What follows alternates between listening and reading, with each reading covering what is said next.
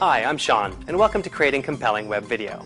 In this series, we're taking a look at how to create web video that stands out from the pack so you can get noticed. In this episode, we're going to start the process of editing your footage together, and we'll show you a few tips that will make the final video even better. Now, we've all seen videos on YouTube that just go on and on, feature false starts and redos, and just generally don't have any polish to them. That's why it's important to edit your video first. You give the viewer a smooth experience, and you don't waste their time with sections where nothing much is happening on screen. If you have a computer, you probably have access to free editing software. If you're on a Windows machine, your machine may already have Windows Live Movie Maker installed. If not, you can download it for free from Microsoft. If you're on a newer Mac, the iMovie app should already be installed on your machine. Both of these programs provide reasonably good ability to edit your clips and add titles and effects. If you want to do some fancier editing down the road, there are a few other programs available for intermediate to pro users, but they're not strictly necessary to get started. No matter which of these methods you've chosen, they give you the ability to choose clips, trim them down to only the parts you need, and then edit them together with simple, or flashy, transitions. All of these clips get laid into something called the timeline. You can move these items around in the timeline and trim them if necessary. One thing you probably want to do is add a title to the beginning of the video so it's clear what the video is about, and to make sure you add captions to identify yourself or anything you might be showing off. This adds a bit of polish that most videos don't have. If you want to add a bit of extra oomph, you can even add background music. Just make sure you keep the volume low enough so that it doesn't blot out everything else in the video.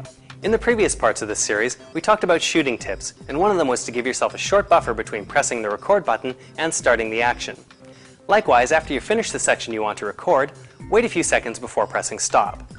The reason this is important is because it allows you to use transitions between two shots, which can also add to the overall polish of your video.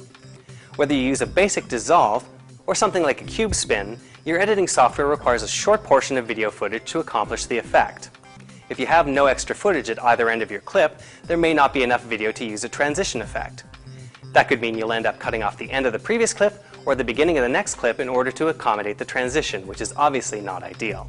Sometimes you might find that you have to cut something out of a clip, but when you edit things back together, you wind up with a quick jump in the action known as a jump cut. While a lot of places are using this as a stylistic thing these days, it can have a really ugly or jarring effect because it's a bit disorienting. One way to avoid jump cuts in your final footage is to cover up the cut with a bit of extra footage, also known as B-roll.